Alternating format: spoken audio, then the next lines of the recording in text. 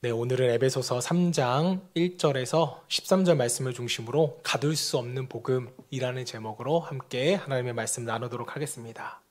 자, 금주에 제가 한 성도님께 질문 한 가지를 받았습니다. 질문을 받으면 제가 곰곰이 생각해 보는 편인데, 목회가 힘들지 않느냐는 질문을 받았습니다. 자, 그래서 생각을 좀 하고 결론을 내려본 결과 목회는 힘들더라고요. 안 힘든 게 어디 있겠어요. 성도님들은 저보다 더 힘든 삶을 살아가고 계시죠. 자, 사실 이런 질문은 지금보다는요, 제가 전도사 시절에 더 많이 들었던 것 같아요. 너무 젊은 청년이 일찍부터 이제 사역을 시작했기 때문에 다들 궁금하셨나 봐요. 안 힘드세요? 왜 목회자가 되려고 하세요? 다른 직업은 안 생각해 보셨어요? 이런 질문을 참 많이 받았는데요. 사실 이런 질문 뒤에는요, 한 가지 다른 질문이 숨어 있더라고요. 그게 뭐냐면, 먹고 사는 게 어렵진 않으세요? 다른 직업이 살아가기에는 더 괜찮지 않나요? 이런 질문이 깔려 있더라고요. 물질적으로 어렵진 않나요? 당연히 어려웠죠. 저희 부부는 이제 대학원 다닐 때 결혼을 했기 때문에 학자금 대출도 받아야만 했고, 둘이 합쳐서 전도사 수입이 150만 원 정도 됐던 것 같아요. 살아가기에는 정말 힘들었습니다. 하지만 물질로 인한 어려움보다 목회적인 기쁨이 더 컸다고 그렇게 말씀을 드리고 싶습니다. 목회라는 힘듦보다 기쁨이 더 컸기 때문에, 또 크기 때문에 앞으로도 저는 목회를 계속 이어나갈 생각입니다. 자, 반대로 목회하면서 언제 기쁘셨나요? 라고 물으시는 분들이 거의 없으셨는데, 그것을 생각해 본다면, 또 물으신다면, 저는 한 영혼이 변화될 때 그렇게 기쁘더라고요. 상처가 있었던 성도님들이 말씀을 듣고 그 영혼이 회복되고, 다른 목회자들도 마찬가지이겠지만 저는 이것이 저에게 주신 사명이라고 저는 믿습니다. 앞으로도 이런 사명을 잘 감당하기 위하여서 여러분들이 기도해 주시고요. 앞으로의 목회, 물론 어려움이 있겠죠. 많겠죠. 하지만 목회자로서의 사명이 저에게 주어졌기 때문에 좀 경제적으로 힘들더라도 그게 그렇게 힘들게 느껴지지는 않습니다. 지금도 마찬가지예요. 제가 좀 경제적으로 어려워지면 제가 뚜레쥬로 가서 알바할게요. 네, 시켜주실 건가요? 네, 안 시켜주신다고 하네요. BHC도 있고 다른 데를 좀 알아보도록. 굉장히 큰 상처를 받는데 네, 깊게 생각해 보시기를 바랍니다. 네, 초대교회 사도들과 성도들은 굉장히 많은 핍박을 받았습니다. 지금 개척교회 힘들다는 것은 뭐 명함도 내밀 수 없을 정도로 굉장히 큰 고난을 받았어요. 자, 왜냐하면 이때 초대교회에서 받았던 고난은요, 목숨을 담보로 하는 죽고 사느냐의 문제였기 때문이었습니다. 자, 히브리서 11장 36절 말씀을 보면, 또 어떤 이들은 조롱과 책짓질뿐 아니라 결박과 옥에 갇히는 신원도 받았으며, 37절 돌로 치는 것과 톱으로 켜는 것과 시험과 칼로 죽임당하고 양과 염소의 가죽을 입고 유리하여 궁핍과 환난과 학대를 받았으니, 이게 여러분 초대교회 성도들의 삶이었다는 거예요. 채찍, 조롱, 돌, 톱, 환난, 궁핍, 단어만 봐도 어마무시하잖아요. 왜 이렇게까지 해야 됐을까요? 특히 초대교회 순교자들의 삶을 그린 이런 성화를 보면요, 콜로세움 같은 큰 광장에서 사자에게 먹히기 위해서 기다리고 있잖아요. 줄을 서고 있습니다. 사자의 밥이 되기 위해서 기다리는 순교자의 그 대열안을 보면요, 아기를 안고 있는 엄마의 모습도 있고요, 어린아이의 모습들도 많이 그려져 있다는 것입니다. 자, 그렇다면 부모이기 때문에 좀 이 마음을 아시잖아요. 내가 힘든 건 견뎌도 내 자식이 힘든 건 못 견디는 게 부모의 마음 아닙니까? 아니에요? 시대가 바뀌어서 좀 자식이 힘든 게 그냥 나아요? 아니잖아요. 자, 그런데 초대교회 부모들은 아이를 데리고 사자밥이 되기를 기다리고 있다는 거예요. 이게 바로 순교자의 삶이었습니다. 왜 그랬을까요? 요즘 일주일 어디 동남아시아나 아프리카 단기 선교 간다면 어린 아이들이 있으면 못 가게 하잖아요.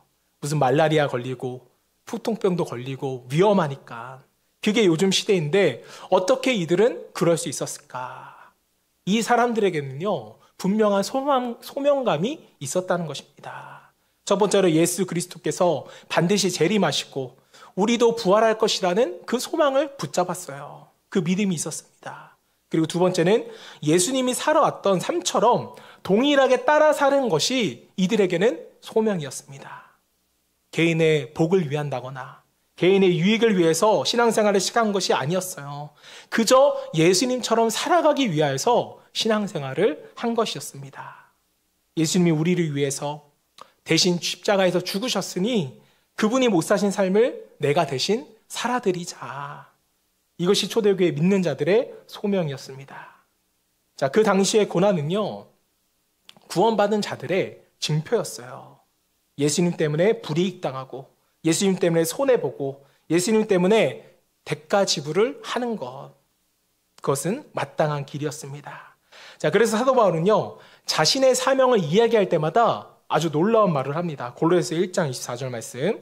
나는 이제 너희를 위하여 받는 괴로움을 기뻐하고 그리스도의 남은 고난을 그의 몸된 교회를 위하여 내 육체에 채우노라. 자, 말씀을 보시면 그리스도께서 우리에게 남겨주신 고난이 있다라는 거예요. 그분이 십자가에서 고난 받음으로 끝. 우리는 이제 행복한 신앙생활, 이게 아니고 그분이 십자가에서 고난 받으시면서 우리에게도 남겨준 고난이 분명 있다는 겁니다. 그 고난이 곧 우리에게 남겨진 사명이라는 거죠. 사도 바울은 교회를 세우기 위하여 때로는 환난과 핍박을 받았지만 그것이 그리스도의 남은 고난이라면 기꺼이 즐겁게 내가 그 고난을 받겠노라는 것입니다.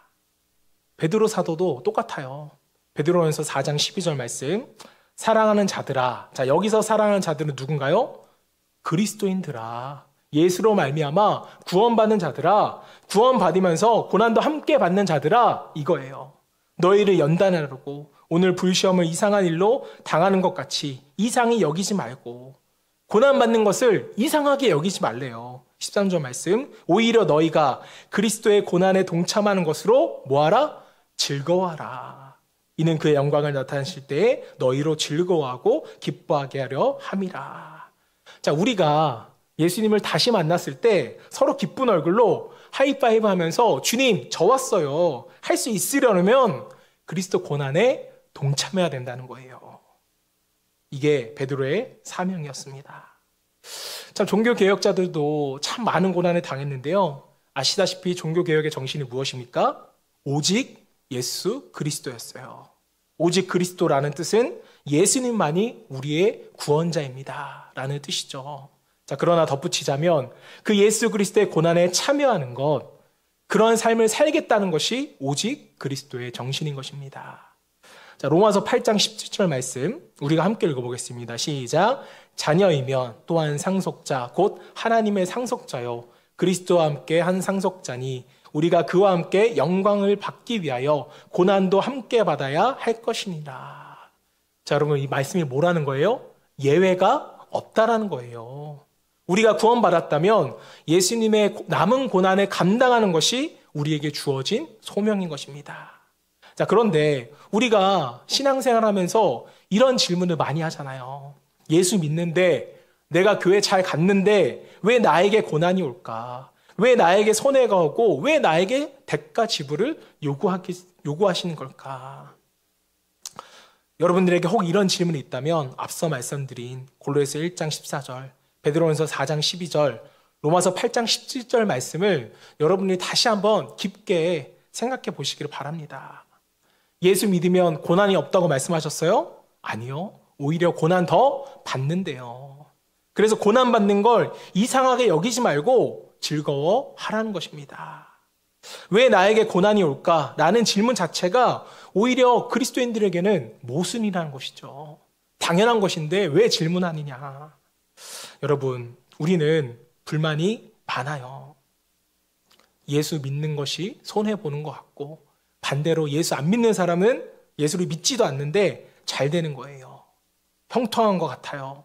돈 많이 버는 것 같고 뭔가 그럴싸하게 사는 것 같이 느껴집니다. 자, 시편 기자분 중에도 그런 분이 있었어요. 시편 13편 1절 말씀. 하나님이 참으로 이스라엘 중 마음이 정결한 자에게 선을 행하시나 2절, 나는 거의 넘어질 뻔하였고 나의 걸음이 미끄러질 뻔하였으니. 시편 기자는 지금 나는 시험에 들었다는 것입니다. 자, 3절, 이는 내가 악인의 형통함을 보고 오만한 자를 질투하였음이로다.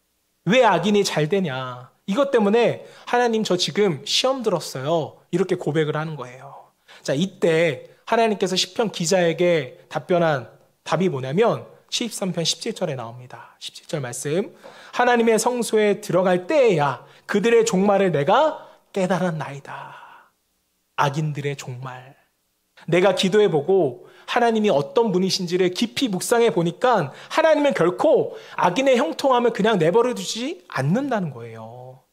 악인의 끝에는 하나님께서 심판하시고 반드시 의인에게는 형통함을 주시더라는 겁니다. 자, 그러면서 28절의 결론이 뭔가 하면 하나님께 가까이함이 내게 복이라. 내가 주 여호와를 나의 피난처로 삼아 주의 모든 행적을 전파하리이다.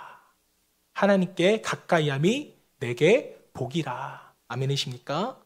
세상이 주는 물질, 세상이 주는 성공, 우리는 그것을 형통함으로 보았지만 심편에서 하나님께서 우리에게 주신 답은 다른 게 복이 아니라 하나님을 가까이 하는 것, 하나님만이 복이라는 것입니다.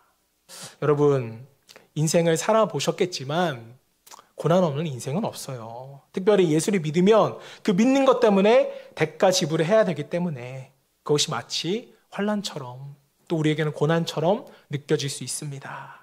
자, 오늘 말씀을 통해서 혹시 고난과 고통 가운데 있는 성도들이 계시다면 위로가 되고 정말 이 에베소서 말씀을 통하여서 용기를 얻게 되는 그런 복된 주일 되기를 먼저 주님의 이름으로 축복합니다.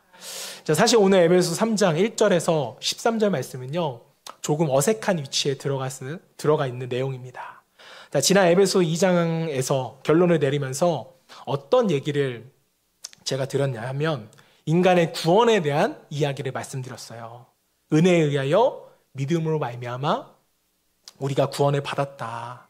우리의 공로가 아니고 행위가 아니고 하나님이 주신 전적인 은혜다. 하나님이 우리에게 알려주신 지식, 그노시스에 대한 얘기를 했고요.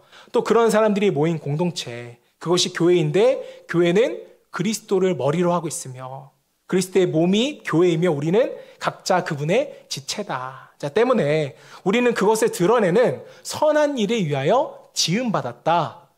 때문에 우리는 그것을 드러내는 사람들이다. 모든 만물이 그러하다. 하나님을 드러낸다. 라는 것을 말씀드리면서 자, 이것을 찬양하면서 그 다음에 3장에서는요, 사도 바울이 개인에 대한 이야기를 하는 거예요. 자, 그래서 사실 본문 3장 1절에서 13절은 어색해요. 2장이 끝나고 그냥 3장 14절로 넘어가면 딱 떨어지는데 사도 바울의 개인의 이야기를 중간에 넣는 바람에 어색해집니다. 자, 그렇다면 사도 바울이 왜 개인적인 이야기를 중간에 넣은 걸까요? 자, 보시면요, 사도 바울이 구원에 대한 얘기를, 그 복된 얘기를 사람들에게 먼저 전한 거예요. 그리고 만물의 충만함이 그리스도 안에 있다는 것을 막 사도 바울이 찬양합니다. 자, 그런데 생각을 해보니까 이 글을 읽고 있는 에베소 교회 사람들이나 이방인들이 오해를 할 것 같은 거예요.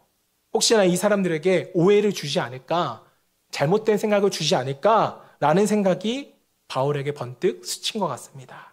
자, 그래서 막 말하다가 이것도 좀 넣어야겠다.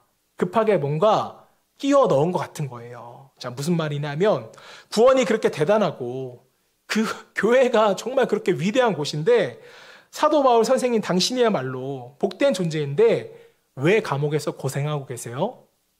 사도 바울이 에베소서를 감옥에서 썼잖아요. 정중하게 말하면 이렇고 본심은 너 예수 믿으면서 꼬라지가 왜 그래? 이렇게 지금 질문할 것 같은 거예요. 아니, 예수 믿고 복음이 그렇게 복된 소식이라면 감옥에 안 가야 되는 거잖아요. 죽음의 위협으로부터 구원받아야 되는 거 아닙니까? 자, 그런데 왜 사도 바울 당신은 로마 감옥에 갇혀서 죽음을 앞두고 있습니까? 라고 이 글을 읽는 사람들이 오해할 것 같은 것입니다. 자, 그래서 사도 바울이 안 되겠다. 내가 여기서 좀 답을 먼저 해야겠다. 라고 생각을 해서 그래서 3장 1절 말씀을 보면 이렇게 되어 있습니다. 이러므로 그리스도 예수의 일로 너희 이방인을 위하여 갇힌 자 된 나 바울이 말하거니와. 지금 갇혔다는 게 어디에 갇혔다는 거예요? 감옥에 갇혔다는 거잖아요. 너희 생각하는 대로 맞다. 나 지금 감옥에 있다라는 얘기를 먼저 꺼내는 것입니다. 하지만 13절 결론에는 이렇게 나와요. 그러므로 너희에게 구하노니 너희를 위한 나의 여러 환난에 대하여 낙심하지 말라. 이는 너희의 영광이니라. 내가 감옥에 갇힌 거 맞아. 그런데 너희는 걱정할 필요 없어. 왜냐고 하면서 3장 1절에서 13절까지 바울이 설명을 하는 것입니다.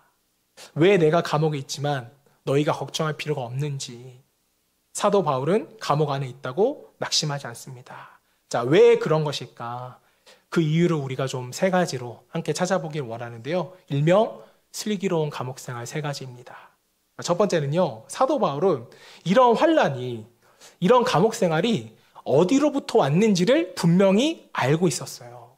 이게 중요합니다. 3장 1절 다시 읽어볼게요. 이러므로 그리스도 예수의 일로 너희 이방인들을 위하여 갇힌 자 된 나 바울이 말하거니와. 자, 여기서 갇혀 있다는 것은요, 이중 언어입니다. 내가 로마의 감옥에 육신은 갇혀 있지만 사실은 예수의 일로 갇혀 있는 거야. 근데 이게 영어 성경으로 보면 더 놀라워요. 역시나 쉬운 단어만 있어서 소개해 드릴게요. 자, Christ Jesus made me. 그리스도 예수가 나를 만들었다. His prisoner. 그의 죄수로. 자, 이게 무슨 말이냐 하면요. 나를 감옥에 가둔 건 유대인도 아니고 또 로마인도 아니고 예수님이 예수의 일을 위하여 나를 죄수로 만들었다는 사도 바울의 놀라운 자기 고백입니다. 그분이 감옥에 나를 가두었기 때문에 나는 로마의 죄수가 아니라 예수의 죄수야. 지금 이 이야기를 하고 있는 거예요. 역시나 고난의 문제를 나 중심으로 해석하지 않고 하나님의 뜻으로 해석을 해버리는 것입니다. 여러분, 이 바울의 고백이 슬퍼 보이나요? 아니면 자랑스러워 보이나요? 사도 바울은 감옥에 갇힌 걸 자랑스러워하고 기뻐하고 있는 것입니다. 자, 그래서 사도 바울은 기쁘기 때문에 감옥 안에 들어가서 불평이 없어요. 나를 모함한 유대인, 나를 잡아놓은 로마인, 내가 나가서 반드시 복수하리라, 이런 게 없습니다. 왜요? 나는 지금 감옥에 갇힌 것이 아니라 예수 안에 갇힌 것이기 때문에. 예수 안에 기쁨이 있거든요. 사도 바울은 지금 그것을 누리고 있는 것입니다. 자, 그래서 바울은 하나님 앞에, 하나님, 내가 얼마나 열심히 주의 일을 했는데 나를 감옥에 넣으셨나요?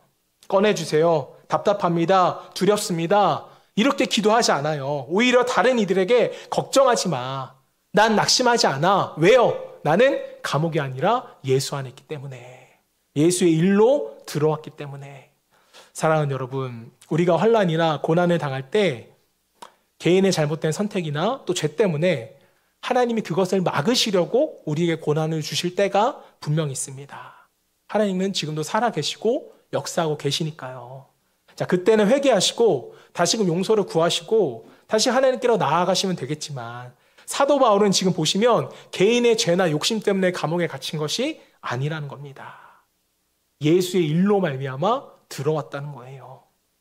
여러분들이 신앙생활 하다가 믿음 생활을 고수하려고 열심히 하다가 회사에서 불이익 당하고 다른 이들에게 손해 당해본 적 없으세요?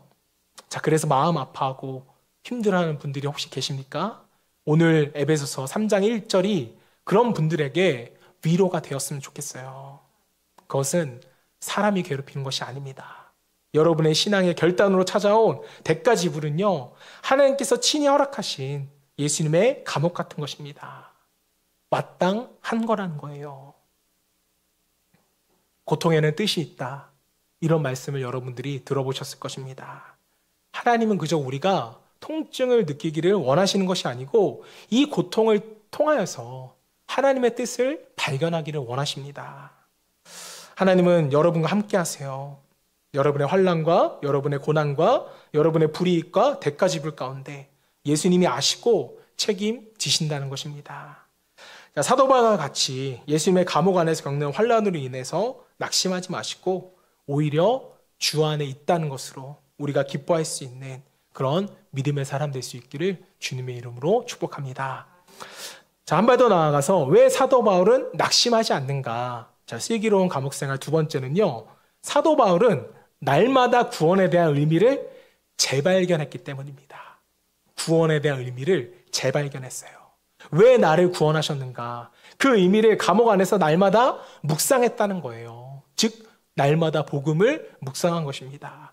자, 본문 3장 4절 3절 4절 말씀 보세요. 곧 계시로 내게 비밀을 알게 하신 것은 내가 먼저 간단히 기록한과 같으니 그것을 읽으면 내가 그리스도의 비밀을 깨달은 것을 너희가 알 수 있으리라. 자, 혹시 여러분들 중에 구원을 공부해서 깨달은 분 계세요? 여러분의 지식을 총동원해서 구원의 비밀을 아시는 분이 계십니까? 구원은 그 누구도 아무리 머리 좋은 사람도 사람의 지식이나 지혜로 또 알물 가지고는 절대로 스스로 깨달을 수는 없습니다. 그래서 우리가 구원의 비밀을 깨닫기 위해서는 계시가 필요해요. 여러분들 중에 혹시 계시라고 하면 이렇게 생각하는 분들이 있습니다. 몇 년 뒤에 한국에 전쟁이 일어날 것이다. 이런 것. 미래에 일어날 일들을 계시로 생각하는 분들이 있는데 아니에요. 성경에서 말하는 계시는 하나님의 뜻이고 하나님의 비밀이 밝히 드러나 보이는 것. 이것을 계시라고 합니다. 드러나는 거예요. 비밀로 남아있으면 누구도 깨닫지를 못하잖아요. 자, 그런데 하나님께서 이 구원의 비밀을 계시로 드러내셨기 때문에 더 이상 비밀이 되지 않고 우리가 구원을 받을 수가 있는 것입니다. 그 비밀이 뭐예요? 예수를 믿음으로써 우리가 구원받는 것. 행위로 구원받지 않는 것, 이것이 비밀입니다. 자, 게다가 사도 바울이 더 기뻐했던 비밀이 있는데 그게 뭐냐면요. 우리는 성경에서 구원의 비밀, 구원의 계시 이러면 보통 공식처럼 뭘 생각하냐면 예수를 믿음으로 말미암아 구원받는 사건, 예수님이 구원의 구원자가 되시는 것, 이것이 비밀이다 라고만 생각을 해서 구원을 개인적인 사건으로 여길 때가 너무나도 많습니다. 자, 이게 한국교회의 폐해 아닌 폐해인데, 자, 구원은 여러분 한 분 한 분 개인이 받는 게 맞지만 복음의 비밀에는요 또 하나의 비밀이 있어요.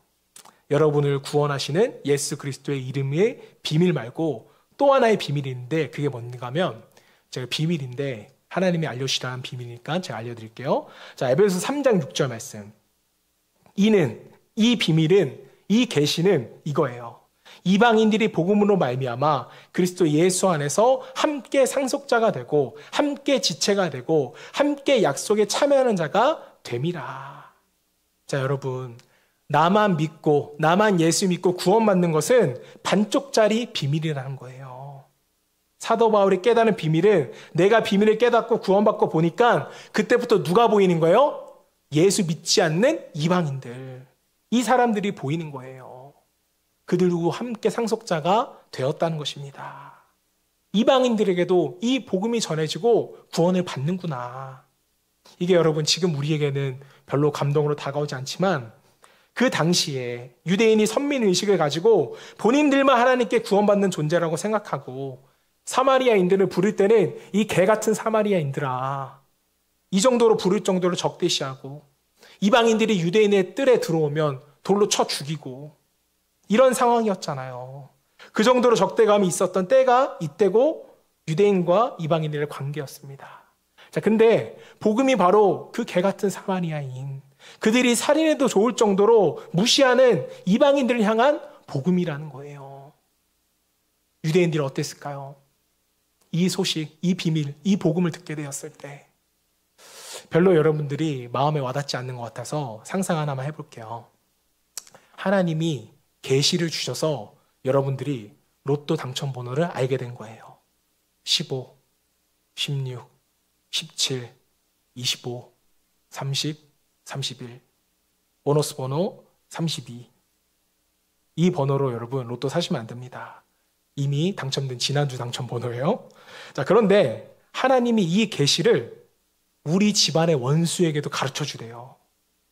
나 혼자 받으면 40억인데 같이 받으면 20억입니다. 마음이 어떨 것 같으세요? 힘들죠. 원수와 같이 구원받는다? 원수에게 돈을 나눠준다? 이게 그렇게 힘든 거예요. 자, 그러나 사도 바울은 이것이 복음의 비밀을 밝히고 이방인들에게도 반드시 복음이 들어가야 한다는 것입니다. 자, 여러분, 왜 사도 바울이 감옥에 끌려왔어요, 지금? 사도 바울이 감옥에 끌려온 이유는요, 유대인들을 위해서 복음을 전하다가 끌려왔어요. 유대인들한테만 복음을 안 전했으면 감옥에 안 갔습니다. 사도 바울이 이방인들 때문에, 이 복음의 비밀을 깨달았기 때문에 감옥에 가게 된 것이고 결국 순교하게 된 것입니다. 이와 빗대어서 한번 우리가 우리의 신앙을 한번 점검해 봤으면 좋겠어요. 교회 공동체 안에서도 우리가 선민의식으로 대하는 이방인들이 얼마나 많아요. 나와 다르기 때문에 배타적으로 대화하고 대화하지도 않고, 나와 다르기 때문에 또 신앙의 높고 낮음을 자꾸 따지고, 내가 더 오래 믿었다고 주장하고, 내가 더 많이 안다고 주장하고, 얼마나 이방인들처럼 여기는 경우가 많습니까? 여러분, 지금 이 사도 바울이 유대인들에게, 야, 유대인들아, 너희가 유대인으로서 그리스도를 믿게 되었으니까 이제 이방인들도 좀 용납해줘. 불쌍하잖아. 같이 복음을 들었잖아. 지금 사도 바울이 이런 뉘앙스로 이야기를 하는 게 아니에요. 이런 식으로 접근하는 게 아닙니다. 유대인들에게 이방인 좀 포용해 달라고 부탁하는 게 아니었어요. 선포된 계시로서 이미 유대인과 이방인은 하나라는 겁니다. 누가 누구를 포용할 필요가 없어요. 지지난주 에베소서 말씀으로 말씀드리면 이방인이나 유대인이나 이제 그리스도로 말미암아 한 세 사람이 됐다고요. 때문에 교회 공동체는 차별이 없습니다. 있으면 교회가 아닌 거죠. 우리는 예수를 믿는 순간부터 하나고 한 몸입니다. 그것을 깨닫고 사도 바울은 기뻐했던 거예요. 그런데 유대인들은, 또 우리는 예수를 믿어 구원받는 것이 기쁠지는 모르지만 저 사람이 나와 같은 상속자라는 것은 기분 나쁩니다. 로또 당첨금 나누기 싫은 거예요. 오히려 기분 나쁘다는 것입니다. 오죽하면 이런 말이 있겠어요. 저 김지사가 천국 가면 나는 천국 안 간다. 아직 복음의 비밀을 온전하게 깨닫지 못했기 때문입니다. 복음의 비밀은 다른 게 아니라 하나가 되는 거예요. 한 몸이 되는 것입니다. 이방인과 유대인이 하나 되는 것이고, 함께 지체가 되고, 함께 복음에 참여하는 자가 되고, 함께 천국 백성이 되는 것. 이것이 여러분 복음의 비밀이에요. 오늘 말씀을 듣는 여러분 모두가 동등한 천국 백성입니다. 우리 모두가 복음의 비밀을 가진 자로서 함께 신앙생활을 한다면 교회 안에 분쟁이 어디 있고 다툼이 어디 있겠어요.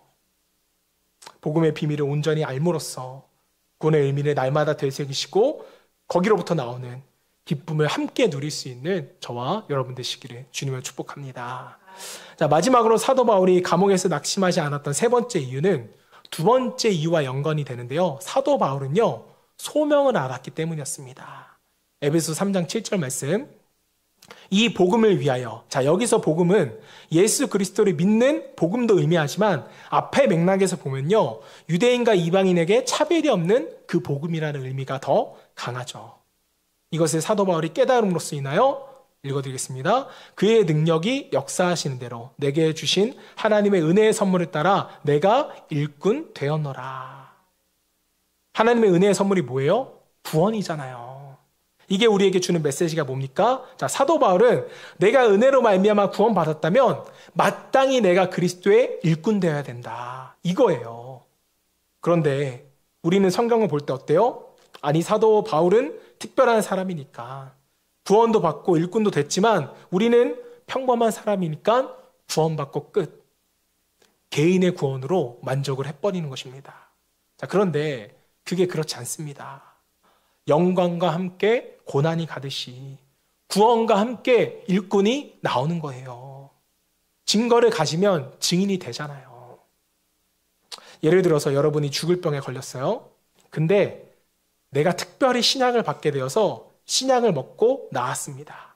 자, 근데 나랑 똑같은 병에 걸린 사람을 발견했어요. 우리 집에는 약이 많이 남아 있습니다. 그럼 그거 가지고 썩히는 게 맞아요? 그 사람 주는 게 맞아요? 주는 게 맞잖아요. 증거가 있으면 증인이 되는 것입니다. 증인이 되지 못하는 이유는 뭐예요? 증거가 없던가 아니면 내 욕심만 있던가. 둘 중에 하나라는 것이죠. 복음을 개인적으로 소유하고 내가 천국 가기 위한 수단으로 알면 그럼 반쪽짜리 비밀이 되는 것이고 그것은 온전한 복음이 아닌 것입니다. 자, 사도 바울이 소명으로 얼마나 똘똘 뭉쳐있던 사람인지 한번 볼게요. 에베소서 3장 13절 말씀 우리 함께 읽어볼까요? 시작. 그러므로 너희에게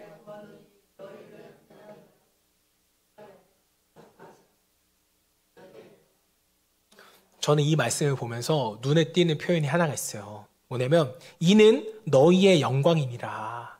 자, 원래는 너희는 내가 로마의 감옥에 갇혀 있는 것 때문에 낙심하지 마. 미안해 하지도 마. 너에게 복음을 전하다 잡힌 건 내가 좋아서 한 거야. 이것은 나의 영광이다. 이렇게 표현해야 되는데 낙심하지 마라. 그리고 이는 너의 영광이다. 사도 바울이 지금 이렇게 말하는 거예요. 율법학자였던 바울이 국어를 잘 몰라서 이렇게 표현한 걸까요? 아니죠. 왜 사도 바울의 소명이 뭐였어요? 은혜로 선물 받은 자로서 이방인들을 위한 일꾼이 되었다는 그 소명이 바울에게 분명히 있다고 보니까 사도 바울 입장에서는요, 감옥에 있어도 무슨 생각이 드는 거예요? 너희 덕분에 내가 소명을 잘 이뤘다는 것입니다. 너희 덕분에 내가 감옥에 갇힌 것이 오히려 고맙다는 거예요. 그러면서 또 하나의 마음이 무엇인가 하면 너희만 잘 믿으면 돼. 너희가 구원받았으면 나는 소명을 잘 이루었고 또 너희의 영광이다. 이 마음으로 사도 바울이 소명을 감당한 것이죠. 게다가 왜 사도 바울이 낙심하지 않아도 됩니까? 복음은 절대로 감옥에 갇혀 있을 수 없거든요. 사도 바울은 가둘 수 있습니다. 자, 그러나 사도 바울이 소망하고 기뻐할 수 있었던 것은 본인을 통하여 전해진 복음이 또 다른 이방인들을 통하여서 이방인들에게 전달되고 있다는 소식을 사도 바울이 갈목에서 날마다 듣게 되는 거거든요. 그래서 오늘 설교의 제목이 뭡니까? 가둘 수 없는 복음이에요. 여러분, 복음은 가둘 수 없습니다. 우리 안에 가둘 수 없어요. 우리가 정말 구원받은 자라면, 복음의 계시를 깨달은 사람들이라면 복음은 절대로 우리의 안에 가둬지지 않습니다. 퍼져나가는 거예요. 그런데 우리는 놀랍게도 그 가둘 수 없는 복음을 잘 가두고 있죠. 아주 못 나가게. 스스로 감옥을 치고 절대로 이 복음이 나갈 수 없도록 철장에 가둔 것도 아닌데 우리는 놀랍게 가둬두고 있습니다. 교회의 존재 목적은 결국 하나님께서 우리에게 주신 계시, 다시 말하면 드러나게 하신 비밀, 그것은 우리가 알고 구원받고 그 다음에 그 계시를 다시금 계시할 소명이 우리에게 분명 있어요. 또 드러내야 할 사명이 우리에게 있습니다. 자, 아직도 계시의 비밀, 복음을 잘 모르신다면 정말 저희가 아직도 몇 달간 더 나눌 것 같아요. 에베소서 말씀을. 이때 여러분들이 다시금 깨닫기를 소망합니다. 단지 여러분들 잘 생각해 보세요. 우리가 복음을 믿고 예수를 믿고 천국 가는 것이 우리의 목적이라면 성경이 왜 66권이겠어요? 복음서 한 권만 있으면 되지. 지난 시간에도 말씀을 드렸지만 말할 수 없으면 아는 것이 아닙니다. 복음이 무엇인지 여러분들이 반복해서 들으셔야 돼요. 우리가 철장 안에 갇혀있지는 않지만요. 얼마나 현대인들이 수많은 감옥 가운데 사는지를 모르겠습니다. 우리가 복음을 전해야 되는 그런 소명자인 것을 놓쳐버리고 수많은 현대 감옥 안에서 허우적대며 사는 인생이 한두 명이 아니라는 거예요. 잘못된 목적을 따라가거나 이런 소명의 삶을 목적을 잃어버리니까 헛된 곳에 사명을 주다가 넘어지거나 혹은 그런 것들이 나를 속박하고 있는지도 모른 채 의미 없는 시간들로 살아가는 인생이 돼버리는 것입니다. 직장이 감옥 같고 가정이 감옥 같고 부모와 자녀 간의 관계가 감옥 같고 곳곳에 돈이 전부라는 거짓의 감옥들이 있고 그런 감옥에 갇혀서 복음이라는 그게 계시의 말씀은 전혀 우리 밖으로 나오지 못하는 것은 하나님이 기뻐하신 삶이 아닙니다. 왜 이 땅에 우리를 보내시고 우리를 구원하실 때 사도 바울과 동일한 목적, 사도 바울과 동일한 소명이 없이 이 땅에 온 또 먼저 구원받게 한 인생은 우리 가운데 아무도 없다라는 거예요. 하나님이 주신 계시의 소명, 그 사명, 그것을 발견하는 것이 우리 삶의 목적입니다. 자, 마지막으로 말씀을 좀 나누고 마칠게요. 여러분, 웨스트민스터 소요리 문답 1번이 뭔지 아시죠? 많이 들어보셨을 거예요. 인간의 제일 된 목적이 뭡니까? 인간의 최고의 목적은 하나님의 영화롭게 하고 영원토록 그를 즐거워하는 것이다. 이 말은 뭐예요? 하나님이 우리의 무엇을 보고 기뻐하실까? 그것을 고민하고 실천함으로써 하나님을 기쁘시게 하는 것이 우리의 사명이라는 의미죠. 왜 우리가 환난 가운데, 왜 우리가 고난 가운데 있는가 쫓아 들어가다 보면 결국 우리가 삶의 목적을 놓쳤기 때문입니다. 헛된 우상을 우리가 쫓았기 때문이에요. 우상은 우리에게 절대로 좋은 것을 주지 않습니다. 지난번 말씀처럼 뿌리가 잘려버린 나무에 물을 주는 것, 그게 바로 우상입니다. 그럼 우리가 이대로 내버려 두면 안 되잖아요. 에베소서 3장 1절에서 13절 말씀을 통해서 사도 바울은 너희가 예수로 말미암아 겪는 환난이 예수로부터 온 것임을 알고 위로받기를 원한다. 너희가 구원받은 자로서 비밀 가진 자로서 기뻐해라. 그리고 이 기쁨을 너희가 가두지 말고 이 비밀을 전해라. 이것이 사도 바울이 말하는 우리의 삶의 목적이고 그것이 우리가 고난을 이길 수 있는 힘이라고 말씀하고 있는 것입니다. 자, 사랑하는 여러분, 우리의 삶이 예수 그리스도의 계시된 복음으로 인하여서 변화되기를 소망합니다. 그리고 이 가둘 수 없는 복음이 우리를 통하여서 전파되기를 소망해요. 오늘 저와 여러분 모두가 이 목적을 이룰 수 있는 저와 여러분 되시기를 주님의 이름으로 축원합니다. 오늘 성도님들의 삶이 목적을 모르고 감옥에 갇혀 계시다면 복음이라는 열쇠를 통하여서 그 감옥에서 나올 수 있기를 바라고요. 또 말씀과 복음의 비밀을 통하여서 여러분의 삶이 더 자유롭게 되기를 주님의 이름으로 축원합니다.